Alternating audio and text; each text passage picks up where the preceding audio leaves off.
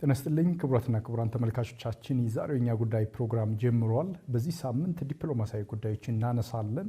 የኢትዮጵያ ዲፕሎማሲ ስኬቶችና ወቅታዊ የዲፕሎማሲ ስራዎች ምን ይመስላሉ ስንል እንጠይቃለን። በዚህ ጉዳይ ላይ ደግሞ ሀሳብ እንዲሰጡን የጋበዝናቸው አምባሳደር ብርሃኑ ጸጋዬን ነው። አምባሳደር ብርሃኑ ጸጋዬ የውጭ ጉዳይ ሚኒስትር ዴኤታ ናቸው በአሁኑ ወቅት።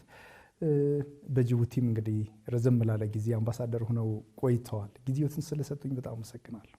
አመሰግናለሁ በጣም እንደው በቀጥታ ወደ ኢትዮጵያ ዲፕሎማሲያዊ ስራዎች ከማለፌ በፊት እንግዲህ አምባሳደር ሆነው 4-5 ዓመታትን ያክል የኢትዮጵያ መውጫ መግቢያ በሆነው ትልቅ የንግድ ትስስር ያለው ጅቡቲ ላይ አምባሳደር ሆነው ሲሰሩ ቆይተዋል። የእርስዎ የዲፕሎማሲ ስራ እንዴት ያለ ነበር? አመሰግናለሁ። እኔም ይሄን እድል ስለሰጣችሁኝ እንግዲህ እንደተባለው ዲፕሎማሲ በተለይ የኛ ሀገር ዲፕሎማሲ እንዲሁም ደግሞ የውጭ ጉዳይ ፖሊሲያችን ዋና ትኩረት የሚያደርገው በጎረቤት ሀገሮች ላይ ነው። ምክንያቱም ከሩቅ ዘመድ ከሩቅ ወዳጅ የቅርብ ወይ ደግሞ አጠገብ ያለ ጎረቤት ለመኖርም ለጥሩም ለደጉም ለክፉም በጣም አስፈላጊ ነውና ትኩረት የሚያደርገው በጎረቤት ላይ ነውና እኔም ጅቡቲ በነበርኩ ጊዜ ዋናው ትኩረት የሁለቱን ሀገር ግንኙነት ወደ ተሻለ ወደ ተደራጀ ሁለቱን ሀገር ተጠቃሚ ወዳደረገ ደረጃ ማድረስና ህዝቦቹም እንደምታውቀው የጅቡቲ ህዝብና የኢትዮጵያ ህዝብ ልዩነት የለውም። አንድ ህዝብ ነው ያለን። ሁለት ሀገር ቢኖረንም ሁለተኛ ደግሞ ብዙ ነገር ሼር እናደርጋለን ከጅቡቲ ጋር በባህሉም በቋንቋውም በሃይማኖቱም ማለት ተዘርዝሮ የሚያልቅ ነገር ስላልሆነ እዛ ስትሰራ ትኩረቱን ማድረግ ያለበት የሁለቱ ሀገር ወዳጅነት የሁለቱ ሀገር ግንኙነት ወደ ስትራቴጂክ ወደ ደረጃ እንዲያድግ የማድረግ ስራ ነው ስንሰራ የነበረው። ጅቡቲ 5 ዓመት በላይ ነው የቆየሁት። እንዳልከው ጅቡቲ ለኛ በጣም አስፈላጊ ሀገር ናት። እኛም ደግሞ ለጅቡቲ በጣም አስፈላጊ ሀገር ነን። የውጭ ገበያችን፣ የንግዳችን፣ የህዝብ ለህዝብ ግንኙነቱ፣ የመንግስታት ለመንግስታት ግንኙነቱ በጅቡቲ ላይ የተሰራው መሰረተ ልማት ከየትኛውም ሀገር ጋር ኢትዮጵያና ጅቡቲ ላይ የተሰራው መሰረተ ልማት የባቡሩን፣ የውሃውን፣ የማብራቱን፣ የወደቡን ብዙ መሰረተ ልማት ስላለዛ ግንኙነቱ በጣም ጠንካራና መሰረት የያዘ ከየትኛውም ሀገር የበለጠ ጥሩ ግንኙነት የነበረው ያንን ነው ማስጠበቅ አንዳንዱን ደግሞ ወደ ተሻለ ደረጃ ማድረስ ላይ ስንሰራ የነበረውና እውነት ለመናገር እዛ በቆየሁበት ጸጉሬ ከመሸበት ውጪ በጣም ጥሩ ጊዜ ነው የነበረኝ። ብዙ ሰፊ ስራ ያለበት ሀገር በጣም ረፍት ያለበት እና ደስም የሚል ነው ስራ ያለበት ቦታ ነው። ከዛም አልፎ ደግሞ ትልቅ ኮሚኒቲ ነው ያለን ጅቡቲ ላይ ማለት ነው። እሱ መሆኑ በራሱ ስራ ነው ሌላኛው ስራ ነው። እንዲሁም ደግሞ በሺዎች የሚቆጠሩ አሽከርካሪዎች በየቀኑ ይገባሉ ይወጣሉ፣ የእቃ የነዳጅ የመሳሰሉት። ስለዚህ በየቀኑ ከነሱ ጋርም ያለን ግንኙነት በጣም ጠንካራ ነውና እነዚህ ሁሉ ስራዎችን የማሳላት የመምራት እና ወደ ተሻለ ደረጃ እንዲሄድ የማድረግ ስራ ነው የነበረው ማለት ነው። መልካም። እንግዲህ ከሱ በኋላ እዚህ ደግሞ በሌላ ትልቅ ኃላፊነት እየሰሩ ነው። የውጭ ጉዳይ መስሪያ ቤት በርካታ ስራዎችን ነው የሚሰራው እና እዚህ ላይ ተመደበው በአሁኑ ሰዓት እየሰሩ ነውና ወደዚህኛው ጉዳይ ስንመጣ በተለይ የውጭ ጉዳይ መስሪያ ቤቱ ስራ በዝቶበታል የሚሉ ሀሳቦች ይነሳሉ። በርካታ እንግዶች እየመጡ ነው። ሪሰንትሊ እንግዲህ እንደ ሚዲያ የምናያቸው ነገሮች አሉና ትልቅ መሪዎችም የሚመጡበት ሁኔታ አለ። ይሄ ከውጭ ጉዳይ መስሪያ ቤት አመራር አንጻር እንዴት ነው የሚመለከቱት? ጥሩ ነው እንዳልከው የውጭ ጉዳይ ስራ በጣም ብዙና ክሪቲካል ነው። መንግስታትን ከመንግስታት ጋር ሀገራትን ከሀገራት ጋር የማሳሰር የማገናኘት ስራ በዋናነት በውጭ ጉዳይ ነው የሚሰራው። እኔ እዚህ እንደመጣውም ትላልቅ ዓለም አቀፍ መድረኮች እዚህ የነበሩበት ጊዜ ነው የነበረው። እስከ 20,000 28,000 27,000 እንግዶች ያስተናገድንበት የምግብ የካሪኮም የአፍሪካ ህብረት ትላልቅ ሀገሮች መሪዎች ጉብኝት ያስተናገድንበት ስለሆነ በዚህ ላይ ሁለት ስራ ነው የምንሰራው ማለት ነው። አንደኛው በተለይ ከፕሮቶኮል ሎጂስቲክ ጋር ተያይዞ የሚሰሩ ዲቴል ስራዎች ናቸው። ሁለተኛው ደግሞ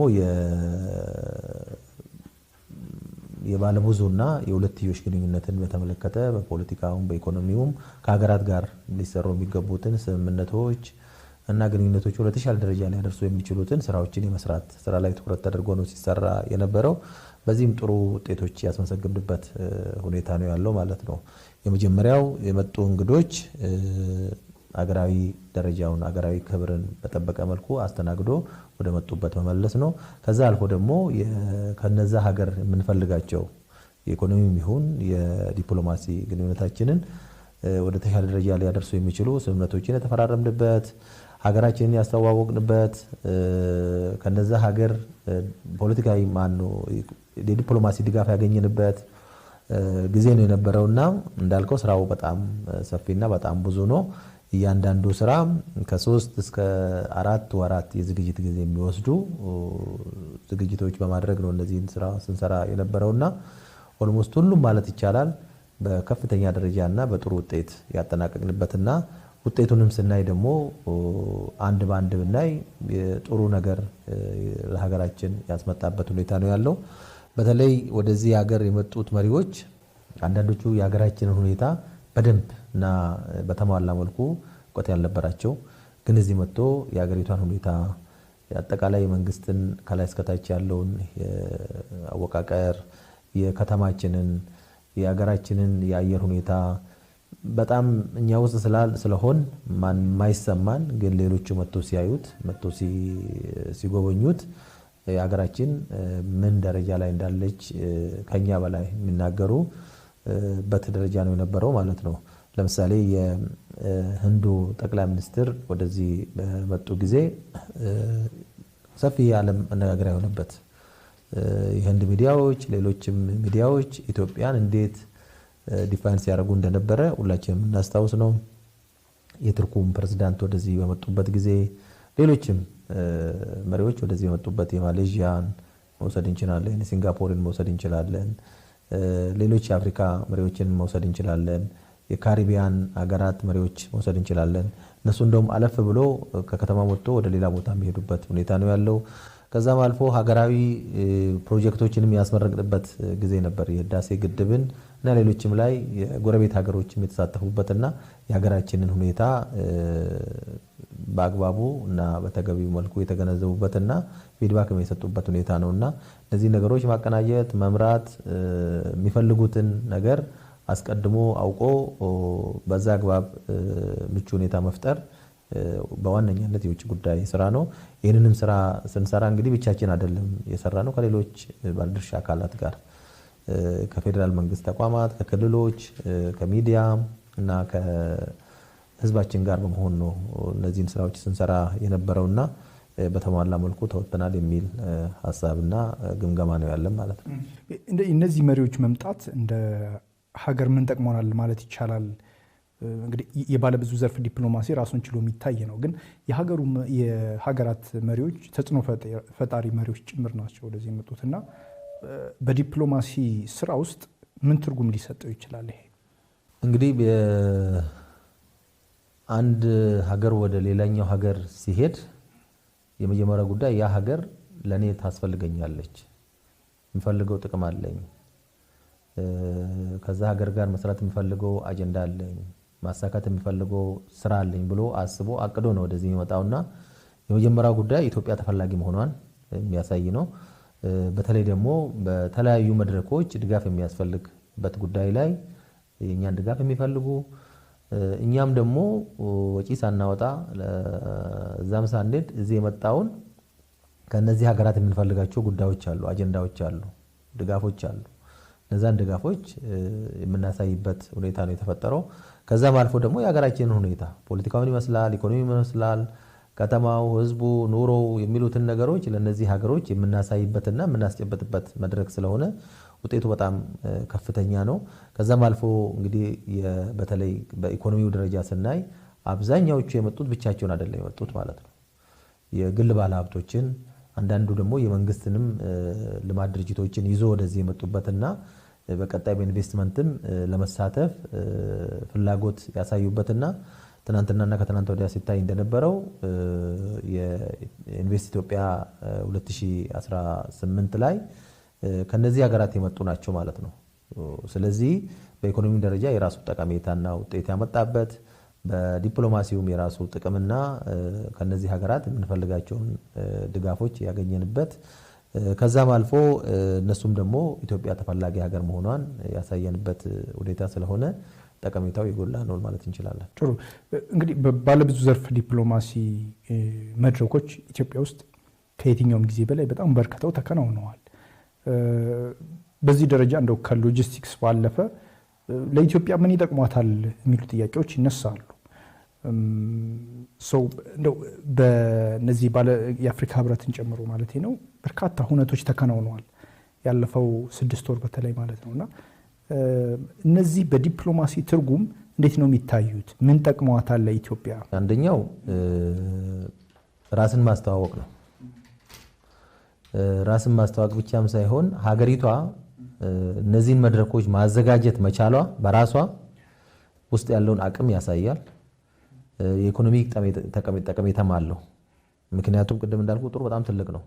ወደ 27-28 ሺህ አካባቢ የደረሰበት ሁኔታ ነው ያለው። የሀገር ውስጡን ስንጨምር ከዛ በላይ ነው። የሀገር ውስጡንም ከአዲስ አበባ ውጪ የሚመጡ ከክልሎች እና ከዩኒቨርሲቲዎች ሲሳተፉበት ስለነበረ ማለት ነው። ኢኮኖሚያዊ ጠቀሜታም አለው ለከተማውም፣ ለግል ባለሀብቱም፣ ለሆቴሎችም ለመሳሰሉት ማለት ነው። ከዛ ባለፈ ግን በእነዚህ መድረኮች ውይይት የሚደረግባቸው ኢትዮጵያ ውስጥ ያሉት የተሻሉ ስራዎች ለምሳሌ የምግብን ጉባኤ ብንወስድ ኢትዮጵያ በምግብ ራስን መቻል ምንድነው የሰራችው የሚሉትን ከከተማ ወጥቶ ማሳ ላይ ያለውን ያዩበት፣ ፋብሪካ ላይ ሄዶ ያዩበት፣ የምግብና የጤናን ትስስር የተገነዘቡበት ቅድም እንዳልኩኝ እነዚህ ነገሮች ኢትዮጵያ ውስጥ ገበያ እንዳለ፣ ኢትዮጵያ ውስጥ ንግድ እንዳለ፣ ኢትዮጵያ ውስጥ ኢንቨስትመንት እንዳለ፣ ኢትዮጵያ ውስጥ መሳተፍና መስራት አስፈላጊ መሆኑን የተገነዘቡበት ነው የነበረው ማለት ነው እነዚህ መድረኮችና ጠቀሜታው በዚች ጊዜ ውስጥ ዘርዝረን የምንጨርሰው ጉዳይ አይደለም ማለት ነው። ለታዳጊ ሀገር ኢኮኖሚ ግብ ማምጣት ትልቁ ይመስላል። አዎ አንደኛው እሱ ነው ማለት ነው። ከዛም አልፎ ደግሞ በዓለም የተለያዩ መድረኮች ኢትዮጵያ ድጋፍ የሚያስፈልጋቸው ጉዳዮች አሏት ማለት ነው። ኢትዮጵያ ከዓለም የምትገዛቸው የምትሸጣቸው ከዓለም ድጋፍ የምትፈልጋቸው አጀንዳዎች እሺዎች አሉ። በእነዛ ጉዳዮች ላይ ኢትዮጵያ ወዳጅን በመያዝ ድጋፍ የማግኘትን የዲፕሎማሲ ስራን የሰራንበት ሁኔታ ነው ያለውና ጠቀሜታው በጣም ድርብ ነው ብለን መውሰድ እንችላለን ማለት ነው። በዚህ አሁን ኢትዮጵያ በምትገኝበት ቀጠና የተጽዕኖ አቅሟ እያደገ ነው የሚሉ ሀሳቦች እንሰማለን። የኢትዮጵያ ቀጠናዊ አቅሞች አድገው እንድንል የሚያስችሉ ሁኔታዎች አሉ? እውነት ነው። ኢትዮጵያ አሁን በቀጠና ብቻም ሳይሆን በአፍሪካ ደረጃም ተጽዕኖ ፈጣሪ ሀገር ናት። ለዚህ ደግሞ መነሻዋ አገር ውስጥ የተሰሩት ስራዎች ናቸው። የፖለቲካ መውሰድ እንችላለን፣ የኢኮኖሚን መውሰድ እንችላለን። በሁሉም መስክ ኢትዮጵያ በለውጥ ጎዳና ላይ ነው ያለችው። በፋይናንስ መውሰድ እንችላለን፣ በቱሪዝም መውሰድ እንችላለን። ስለዚህ በእነዚህ ስራዎች በምታከናውናቸውና በሚፈጸሙ ተጨባጭ ተግባራት ምክንያት ሁሉም ከኢትዮጵያ ልምድ ለመውሰድ አቅዶ ነው ያለው ማለት ነው። አሁን በቅርቡ በሚቀጥሉት የተለያዩ የአፍሪካ ሀገሮች የኮሪደሩንም የግብርናውንም የቴክኖሎጂውንም እና ሌሎች ኢኮኖሚያዊ ተቋማትን ልምድ ለመውሰድ እቅድ ይዘዋል። በቅርቡ ይመጡ ማለት ነው። ከዛም ውጪ ደግሞ ከሌሎች ዓለም ክፍልም የሚመጡ የሀገር መሪዎች፣ የግል ባለሀብቶች፣ ተጽዕኖ ፈጣሪዎች እነዚህ አይነት ጥያቄዎችን ያቀርባሉ። ይሄ አንዱ የተጽዕኖ ፈጣሪነት መገለጫ ነውና ለዚህ ደግሞ መነሻው አገር ውስጥ የተሰሩት ስራዎች ናቸው። አገር ውስጥ በተጨባጭ የተከናወኑት ተግባር ናቸውና በክቡር ጠቅላይ ሚኒስትር ዶክተር አብይ አመራር ኢትዮጵያ በሁሉም መስክ በአንድ መስክ ብቻም ሳይሆን በሁሉም መስክ የተለወጠችና ለዜጎቿ ምቹ የሆነች ሀገር ለመፍጠር እየተሰራ ነው ያለው። ይሄ ደግሞ በተጨባጭ ነው የሚታየው። የክቡር ጠቅላይ ሚኒስትሩ ራዕይና ግብ ደግሞ በኢትዮጵያ ብቻም ሳይሆን በቀጠናውም አልፎም በአፍሪካም ከዛም ደግሞ ታዳጊ ሀገሮች ላይ እነዚህ ለውጦች እንዲመጡ የማድረግ ነው። በውጭ የሚገኙ ሚስዮኖቻችንም ይሄን ነው እያከናወኑ ያሉት ማለት ነው። የኢትዮጵያን ልምድ የኢትዮጵያን አቅምና ደረጃን ባሉበት ሀገር የማሳየትና የማስጨበጥ ስራ የተሰራበት ነው። ለምሳሌ በፓኪስታን ያለው የኢትዮጵያ ኤምባሲ የመደመር መጽሐፍን ወደ ፓኪስታን ሎካል ቋንቋ የተተረጎመበት የፓኪስታን ባለሀብቶች ደግሞ በብዛት ወደዚህ ሀገር መጥቶ የሀገሪቷን ሁኔታ የተገነዘቡበት በቅድም እንዳልኩኝ በትናንትናውና ከዛ ፊትም የነበሩ ትላልቅ ባለሀብቶች መጥቶ ኢትዮጵያን ኢንቨስት ማድረግ ፍላጎት ያላቸው መሆኑን የሚያሳይበት ነውና እነዚህን አንድ ላይ ስንደምር የሀገሪቷ ተጽዕኖ ፈጣሪነት መገለጫ ናቸው ብለን መውሰድ እንችላለን። ጥሩ። አሁን በተለይ እንግዲህ ቀጠናው ያቅም አድጓልም ስንል ከአካባቢ ያለው የተግባቦት አቅም ከሀገራቱ ጋር የሚደረግ ግንኙነትም አንዱ ማሳያ ይመስለኛል እና በኢትዮጵያ በአካባቢው ካሉ ሀገራት ጋር ያላት ግንኙነትስ እንዴት ነው የሚታየው? እንደሚታወቀው በተለይ ምስራቅ አፍሪካ የሚባለው ቀጠና ብዙ ፈተናዎች ያሉበት ቀጠና ነው።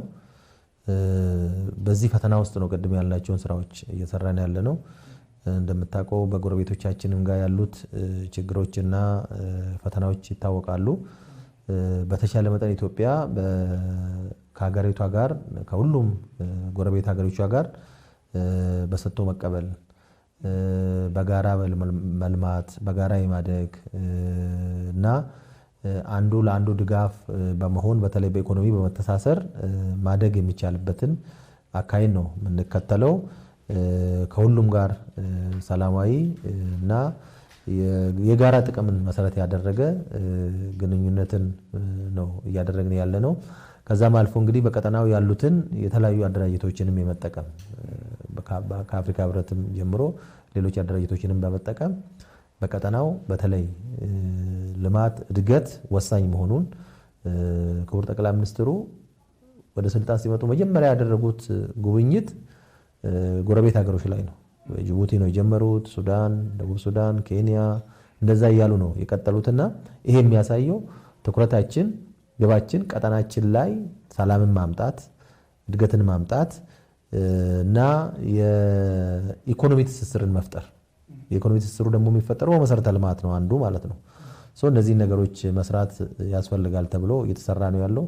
በቅርቡ እንደምታስታውሱት የጅቡቲ፣ ደቡብ ሱዳን፣ ዩጋንዳ እና ደሱ የሚባል የቀጠናውን ሊያስተሳስር የሚችል የኮሪደር ልማት መፍጠሪያ ተቋም የተቋቋመበት ነው። እነዚህ ነገሮች እያደጉ ቀጠናው በኢኮኖሚ በመሰረተ ልማት ከተሳሰረ እነዚህ ችግሮች እየተቀረፉ ይሄዳል የሚል አቋም በመያዝ ነው እየተሰራ ያለው ማለት ነው። በተለይ ኢትዮጵያ ውስጥ የሚመረቁ ፕሮጀክት ላይ የጎረቤት ሀገራት መሪዎችንም እናያቸዋለን። በተለይ ትብብሩ ስለማድረጉ ማሳያ ሆኖ ሊነሳ ይችል ይሆን? አዎ እንግዲህ ጎረቤት ሀገሮችን ብንወስድ በዋናነት እነዚህ ሀገራት የተለያዩ መንግስታት ቢኖርም እንደ ህዝብ አንድ ህዝብ ናቸው። ቀደም እንዳልኩኝ የጅቡቲና ኢትዮጵያን፣ የሶማሌና ኢትዮጵያን፣ የኬንያና ኢትዮጵያን፣ የደቡብ ሱዳንና ኢትዮጵያን፣ የሱዳንና ኢትዮጵያን ብንወስድ ህዝቡ ኦልሞስት አብሮ የኖረ አብሮ ብዙ ነገር ያሳለፈ ህዝብ ነው እና ህብረተሰብ ነው።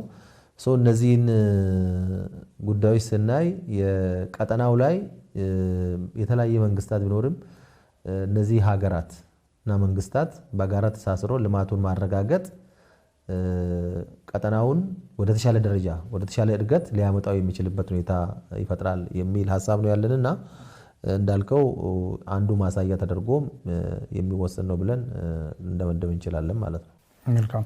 ኢጋድ እንግዲህ ስለ ቀጠናው ጉዳይ ስናነሳ በቀጠናዊ ተቋማት መካከል አንዱ ኢጋድ ይወሰዳል። ኢጋድ በልማትና በሰላም ትብብር ላይ እንዲሁም የኢትዮጵያ ተሳትፎ አሁን ባለው ሁኔታ እንዴት ነው የሚገመገመው? ጥሩ እንግዲህ ኢጋድ ሲቋቋም በዋናነት ሰላምን መሰረት አድርጎ ነበር የተቋቋመው። ሰላም ግን ብቻውን ሊሆን ስለማይችል ልማትን መጨመር እንዳለበት በተለይ ደግሞ የቀጠናውንም ትስስር ፋሲሊቴት የሚያደርግ የቀጠናው ተቋም ነው፣ ትልቅ ተቋም ነው። በዚህ ፕላትፎርም በተለይ ኢትዮጵያ መስራችና ትልቁንም ድጋፍ የምታደርግ ሀገር ናት። ተቋሙም ለኢትዮጵያ ደግሞ የተለያዩ ድጋፎችን እና ስራዎችን ከኛ ጋር የሚሰራበት ሁኔታ ነው የተፈጠረ። የተለያዩ ፕሮጀክቶች፣ የልማት ስራዎች፣ የሰላም ኢኒሺዬቲቮችንም በመውሰድ በማመንጨት እነዚህ ኢኒሺዬቲቮች ወደ ተሻለ ደረጃና ወደ ዘላቂ ሰላም እንዲመጡ በማድረግ ልንሰራ እንችላለን። በቅርቡ በቲፒኤልኤፍ እና በኢትዮጵያ መንግስት መካከል ፕሪቶሪያ ሲፈረም ኢጋድም የዚህ አካል የነበረበት ነው።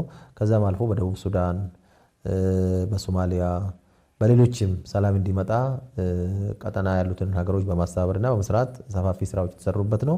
እንደኛም ሀገር ቅድም እንዳልኩኝ የተለያዩ ፕሮጀክቶችን ወደዚህ በማምጣት እና የሰላም ስራዎችን በመስራት ወጣቶችን፣ ሚዲያ ባለሙያዎችን፣ አካል ጉዳተኞችን የመሳሰሉት ላይ በትኩረት ከኛ ጋር የሚሰራበት ሁኔታ ነው ያለው። ከዛም አልፎ ደግሞ የቀጠና ሀገራትን እንደ ፕላትፎርም በተለይ ለኛ ብቸኛው ፕላትፎርም ነው ከአፍሪካ ህብረት ቀጥሎ ከቀጠናው ሀገራት ጋር ያለን። ሌሎቹ የጎረቤት ሀገሮቻችን የተለያዩ ፕላትፎርም አላቸው። አንዳንዶቹ የኢስት አፍሪካን ኮሚኒቲ አለ፣ የአረብ ሊግ፣ ሌሎች አሏቸው። ለኛ ግን በጣም ብቸኛና በአግባቡም ልንጠቀምበት የሚገባ ተቋም ነው ብለን ነው የምንወስደው። ስለዚህ በአግባቡ እየተጠቀምንበት ነው ማለት ይቻላል? አዎ። እንግዲህ ለዚህ መገለጫ ቅድም ያልኩት ናቸው። ምክንያቱም ከዚህ በላይ መጠቀም አለብን። ግን አሁን ባለው ሁኔታ ቅድም ካልናቸው ሀገራት ጋር የተለያዩ መድረኮችን በመፍጠር የሀገራቱን ግንኙነት በማሳለጥ የልማት ስራዎችንም በማመቻቸት ከዛም አልፎ ደግሞ በተለያዩ ጉዳዮችም ጥናት በማድረግና ሀገራቱን አድቫይዝ የማድረግ ስራም ከኛ ጋር እየሰራ ነው ማለት ነው። ጥሩ። እንግዲህ በተቋማት ደረጃና በመልቲላተራል ወይም ባለብዙ ዘርፍ ዲፕሎማሲ መካከል የሚታየው አንዱ ብሪክስ ነው። ብሪክስ ከቀጠናው ባለፈ በብዙ የዓለም ክፍል ያሉ ሀገራትን እያሳተፈ ነው። አሁን በቅርቡ እየወጡ ባሉ መረጃዎችም እንግዲህ ከግሩፕ 7 ከቡድን 7 አባል ሀገራት መካከል የላቀ ኢኮኖሚን የያዙ ሀገራትም የተሰባሰቡበት እንደሆነ መረጃዎች እየወጡ ይገኛሉ። በዚህ የስብስብ ውስጥ በዚህ ትብብር ውስጥ ኢትዮጵያ መግባቷ ምን አስገኝቶላታል? ይሄ ትብብርስ በቀጣይ በዓለም ጂኦፖለቲካ ተሳትፎው ምን ሊሆን ይችላል? እንደ ኢትዮጵያ እንዴት ነው የምትመለከተው ይህን ጉዳይ? በዋናነት የብሪክስ አባል መሆናችን አንዱ የክቡር ጠቅላይ ሚኒስትራችን የዲፕሎማሲ ስኬት ነው ብለን መውሰድ። ምክንያቱም ኢትዮጵያ ጋር ወደዚህኛው ብሎክ የገቡትን ሀገሮች በተለያዩ መልኩ ስናይ ከኛ ትንሽ አለፍ ያሉ ናቸው። ኢትዮጵያ ደግሞ ተስፋ ያላት አሁንም ደግሞ ተጨባጭ ውጤት ያስመዘገበች ሀገር በዲፕሎማሲም፣ በዲሞክራሲም፣ በልማቱም በሁሉም መስክ በጥሩ ጎዳና ላይ መሆኗን ተገምግሞ አባል የሆንበት ሁኔታ ነው ያለውና አባል መሆኑ ራሱ አንዱ ስኬት ነው የሚል ሀሳብ ነው ያለኝ።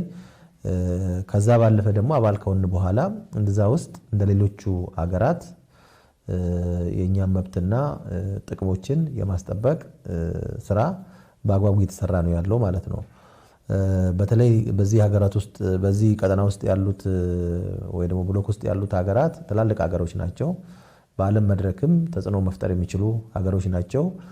ከነዚህ ጋር መስራት የተለያዩ ጫናዎች በመጡበት ጊዜ፣ የተለያዩ ጥቅሞች በመጡበት ጊዜ የምንጋራቸውና የምናገኝበት ሁኔታና እድል የሚፈጥርልን ነው ማለት ነው። እንግዲህ ብሪክስ አሁን ባንክም አለው። ያ ባንክም አሁን በቅርቡ ተቋቁሞ ስራ የጀመረበት ነው። ኢትዮጵያም የተለያዩ የፋይናንስ ድጋፍ የምታገኝበት፣ በዓለም መድረኮችም የተለያዩ የዲፕሎማሲ ድጋፎችን የምናገኝበት፣ ውሳኔ በሚያስፈልጋቸውም ጉዳዮች ላይ ድጋፍ የምናገኝበት መድረክ ነው። ይህንንም በአግባቡ እየተጠቀምንና በሰፊው እየረዳን ያለበት ሁኔታ ነው ብለን መውሰድ እንችላለን ማለት ነው። በቀጣይ የዚህ ትብብር አቅም እያደገ እየሄደ ነው። ሰው በዚህ ውስጥ መሳተፍ በቀጣይ በሚኖረው የዓለም የጂኦፖለቲካ እይታ ውስጥ ምን አንድምታ አለው? እንግዲህ ጂኦፖለቲክሱ ያው እንደምናየው በየቀኑ በጣም ተለዋዋጭ ነገሮች እየተመዘገቡ ያለበት ሁኔታ ነው ያለው። እሱም መተንበይ ያስቸግራል ማለት ነው። ግን ዋናው ጥንካሬ አንተ የምታደርገውና በሀገር ውስጥ የምናከናውናቸውን ስራዎችና ጉዳዮች ናቸው የሚወስኑት።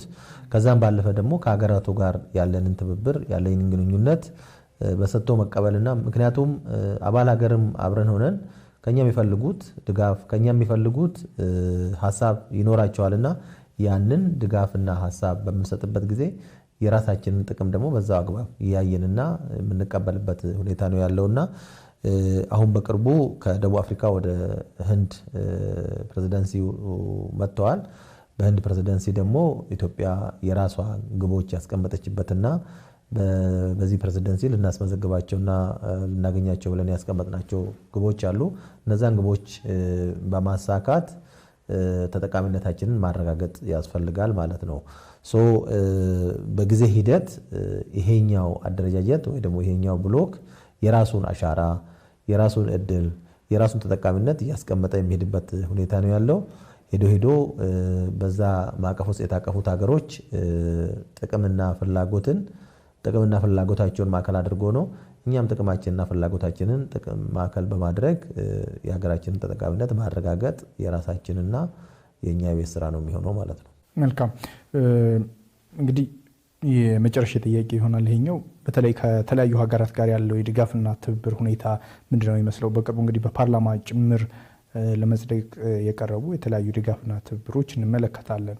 ኢትዮጵያ በአሁኑ ሰዓት ያላት እንግዲህ የሀገራት የትብብር የገንዘብም የሌሎች የዲፕሎማሲ ትብብሮች ምን ይመስላሉ? እንግዲህ ብዙዎችን ትብብር ያለን ከጎረቤት ሀገሮች ነው። ብዙ ትብብር ያለን ማለት ነው።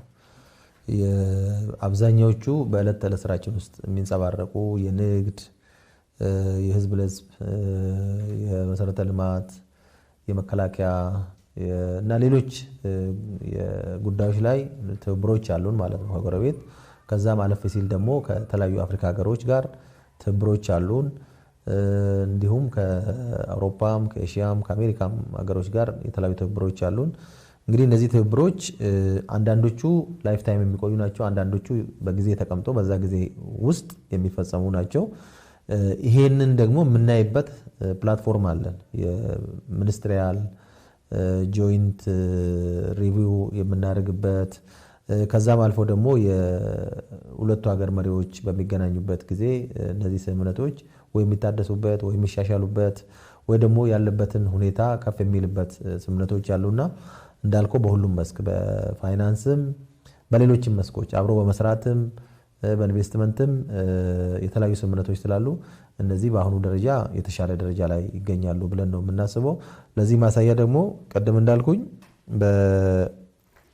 በጎረቤትን ስንወስድ ኢትዮጵያ ውስጥ በሚከናወናቸው ኢቨንቶች ላይ የጎረቤት ሀገሮች መሪዎች የሚሳተፉበት አፍሪካ ህብረትንም ብንወስድ ዘንድሮ ከመቼውም ጊዜ በላይ ትልቅ ቁጥር መሪዎች መጥተው የተሳተፉበት እሱ ብቻም ሳይሆን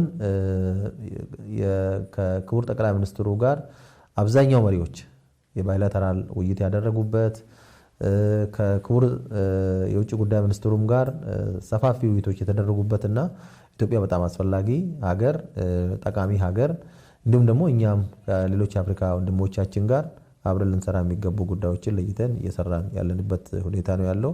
ቀደም ባልኩኝ በተለይ በነዛ ፕላትፎርሞች የሚኒስትሪያል ጆይንት ሚኒስትሪያል ኮሚሽን የጉምሩክ የመከላከያ እና በሌሎች መስኮችም የተለያዩ ትብብሮች ያደረግንበት ሁኔታ ነው ያለው። በፋይናንስም እንደዛው ማለት ነው ከአውሮፓ ህብረት ጋር እና ከሌሎች ተቋማት ጋር የፋይናንስ ድጋፎችንም የምናገኝበት ሁኔታ ነው ያለው ማለት ነው። በጣም ጥሩ አምባሳደር፣ ይህን ጥያቄዎች እንዲህ ናቸው። የሚጨምሩት ካለ? አመሰግናለሁ እኔ እድል ስለሰጣችሁኝ። ያው ቅድም እንዳልነው የአገራችን ውስጥ ያለው ስራ ለዲፕሎማሲያችን ስኬት በጣም ወሳኝ ነው።